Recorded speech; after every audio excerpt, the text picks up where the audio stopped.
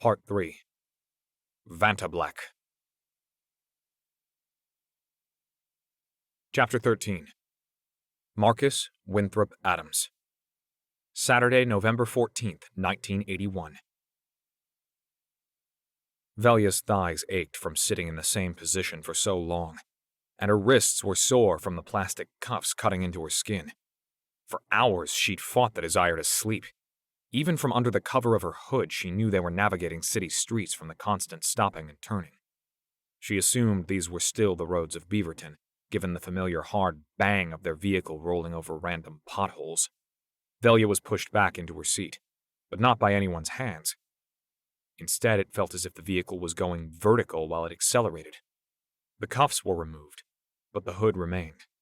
Unsure of what was happening, she waited for someone to pull it off.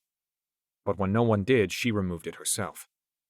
Velia's eyes quickly adjusted to the nighttime glow of the freeway. Sitting next to her was the man from the van. Velia looked around the interior of the vehicle and realized she was now in his busted-up transportation. He was smiling and tapping his fingers on the steering wheel. A manila folder emblazoned with the heads of 2 howling wolves surrounded by a wreath of stars sat on the dashboard. Despite what she'd been through, any familiar face was more reassuring than the potential alternatives that played out in her mind, she admitted to herself. For minutes, she sat without saying a word. The inevitable consequences of the cold van and her crashing adrenaline caused her to shake uncontrollably. The man wiggled in his seat to remove his suit jacket and offered it to Velia. She responded by testing the door handle, but it was locked. He raised an eyebrow and nodded toward the coat.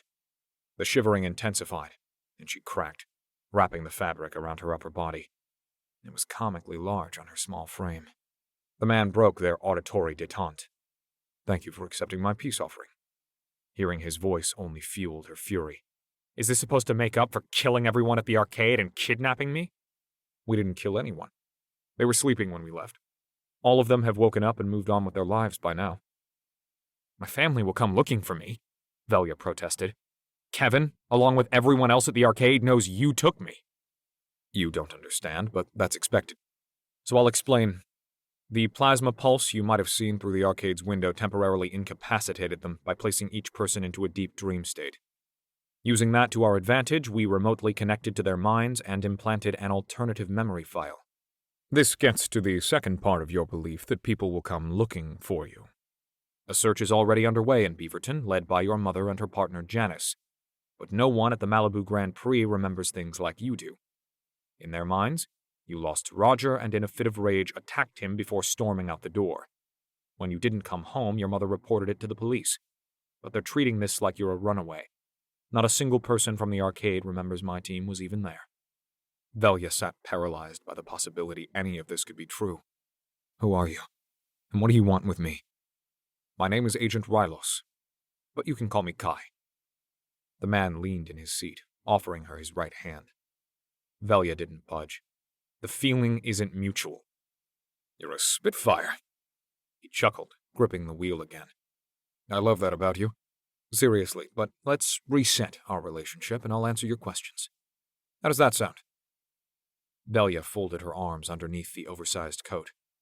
"I'm a liaison for one of your government's most clandestine projects. Its full existence is hidden from virtually all elected officials, including the president." "Reagan?" Velia laughed. "This project has been in operation for nearly a century. Early on, we learned it was impractical to explain things to a new person every 4 years or so." Agent Rylos grinned. "Think of this project as an invisible tree with roots spreading to every part of your society, not just the government. Black operations aimed at social engineering have been a crucial component of the work, and my primary role has— what's it called?" Velia probed. "Project Juno," Agent Rylos answered. "My main role has been to recruit exceptionally capable individuals, especially children in your age range on the cusp of maturing into adults, to join our team. That's why we placed Polybius in the Malibu Grand Prix, so we could sort through the noise of potential candidates and find you." "They'll be able to find you because of the game." Velia's hope rose with the intonation of her voice. "We've already removed it from the building and swapped it with Tempest in the alt memory file we implanted in everyone." "I told my mom about Polybius," Velia challenged. "There are other kids who saw it in the arcade over the last couple of weeks." For each individual who invokes the name Polybius, there will be 5 more ready to shout them down by saying the game was really Tempest. Without any physical evidence to rely on, Polybius will become the stuff of urban legend. Velia was contemplating a reply, but Agent Rylos continued. Regardless, the game led us to you, which answers the second half of your question. What we want with you. You're special, Velia. We were expecting a boy. That's been the pattern in other iterations, so this was a pleasant surprise. A very pleasant surprise, since it increases the probability of mission success should you decide to— Can I call my mom? Finish hearing me out. Then you can decide if you want to. Why wouldn't I want to? Because you don't know who I really am. Velia huffed. You told me. An agent of the U.S. government working on a secret project. You're not listening carefully enough. And it led you to make a false connection, Agent Rylos chastised. I said I was a liaison for the project, but I'm not a member of your government. I'm an agent of an interplanetary civilization called the Confederation. Jesus. Velia rolled her eyes. You look human to me. That's because we're the same. Genetically, that is. Though we're not from the same planet, we share a common history. I was sent here many years ago to work with your government, while we're allying worlds to help you make rapid progress. This is a prank, right?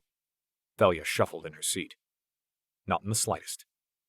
Well, Mr. Alien, my name is Kai Rylos. Well, Kai, what planet do you hail from? I was born in the Vega star system 25 light-years away, on a planet nearly identical to yours. It's one of 2 planets my civilization occupies around Vega. But when I'm not on Earth, I spend all my time in the Sirius system, on an artificial planet called Cryptea, where I command a special forces unit. And that's why I'm here with you now, Velia. We've been looking for you, for a long time. We want you to join our unit. Velia didn't believe a word of what Agent Rylos was selling. She looked around for any indication this was a ruse, but there was nothing immediately out of place. She inspected the man again. His dress shirt had a collar and pocket, but sported short sleeves. It looked like something NASA engineers wore in all the space race newsreels Ms. Alexander showed in school. Her eyes lingered on the elaborate fractal pattern spread across the surface of his forearm. They're called Lichtenberg figures. Agent Rylos rotated his massive arms so she could see the extent of the imprint. You get them when you're struck by lightning. My body is covered in them. Well, everything except my moneymaker. He grinned. Did that happen on your spaceship? Velia mocked. No, it happened on a battlefield, here on Earth. Do us both a favor and suspend your disbelief for a moment. I don't think that's possible. We need you, Velia, he encouraged. You're more important than you can possibly understand. This isn't a joke. There's a universal war being waged. My people, which in a roundabout way includes you and everyone on Earth, have been under attack by a galactic rebellion known as the Federation. Their plans are meticulous and millennia in the making. You can help all of us by training with my unit to become a hunter, to capture, contain, or kill one of their most important agents, a man who threatens to tip the balance against us. Without your help, my civilization will fall, and with it every living being in the universe will die. You have a monumental choice to make. Velia searched for words, but none came. He seemed sincere. I realize this is a lot to process. I wish it were simpler. But we're running out of time. Polybius made it clear that you have what it takes to succeed in my unit. You followed a slow, cautious strategy to set yourself up for success. But when the appropriate moment to strike arrived, you flipped the switch and held nothing back. You were the perfect hunter. With years of training, you could become an unstoppable force. You could save all of us. How? I'm just a kid. You sound like your mother, Agent Rylos teased. Velia scowled at the comparison. This is your chance to live the life you've always wanted. The one you determine. The one you felt you were meant for. All you have to do is commit yourself to this mission. Velia searched her heart for the right decision. I have 5 questions I'd like to ask, Agent Rylos said. There are no wrong answers, but they should help you make up your mind while providing a baseline to gauge you against as a candidate. What happens if I don't want to accept your mission after answering? I'll wipe your memory and send you home. But if you say yes, you'll embark on the greatest adventure any human has ever had. What do you say? Velia paused for a moment. What's the first question? Grab that folder in front of you, Agent Rylos instructed. Inside the dossier, Velia found a picture of herself, along with numerous lines of a script resembling Egyptian hieroglyphics. Agent Rylos launched into his inquisition. I'll only ask each of these once, and you must answer truthfully and completely. Take whatever time you need to form a response. Understood? Okay. First question. What do you want more than anything in life? To not feel small, Velia blurted. Second question. Are you afraid of dying? Velia didn't hesitate with this one either. Yes. Third question. Could you live the rest of your life and never see your family again? Velia took a long time to consider her response. I think so. Fourth question. Would you kill your own parent if it meant saving the universe? Conflict raged inside her mind. Choking on her own truthful words, she answered, yes. Fifth and final question. Do you get motion sickness? Velia scrunched her brow at the triviality of this one. No. Agent Rylos's dark eyes glistened. Thank you for the honesty. Velia's attention was drawn to the red glow emanating from beneath a solid black ring on the middle finger of Agent Rylos's right hand. It was phasing in and out slowly but steadily. What happens now? Velia asked, setting the folder on the floor between them. If you decide to accept my offer, I have a final test for you here on Earth. Assuming you pass, you'll be given a spot in my unit and sent to Kryptea to learn the skills of a hunter. To capture their agent? Velia asked. That's the preferred outcome in the hierarchy of mission objectives. If that fails, containing him is a second best option. But I may have to kill him. As a last resort, yes. Velia reflected on this possibility as the agent pushed on.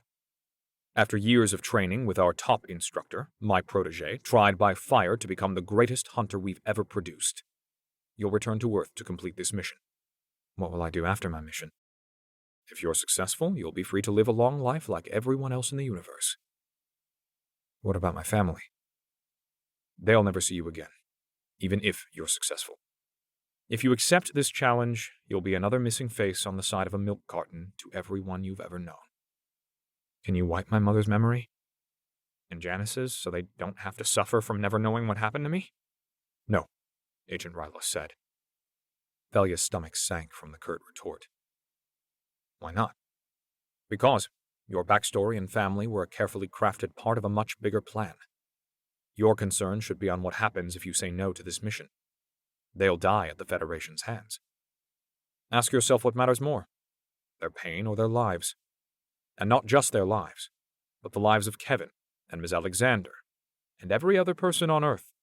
By asking me to wipe their memory, you're seeking to free yourself of the guilt from causing their pain, but that pain has a purpose. It's the price of mission success, and you should be more focused on saving their lives. So no, I won't scrub you from their memory. If you accept this mission, it has to be because you fully believe in the idea of we before me, regardless of the individual pain it creates. That's how our team succeeds. Velia inhaled. What happens if I fail the final mission? Don't entertain the possibility. Failure would be catastrophic for everyone, Agent Rylos emphasized. That's my disclosure. We'll arrive at our destination shortly. I'll need your answer. Velia rubbed her right forearm with the tips of her fingers. Okay. I'm in. Can you tell me who the target is that I'll hunt? Yes. But you cannot share this detail with anyone. Not even your trainer on Kryptea.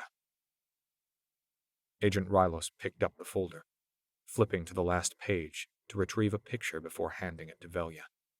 The young man's brown eyes felt familiar, familial even, Velia thought while inspecting the image.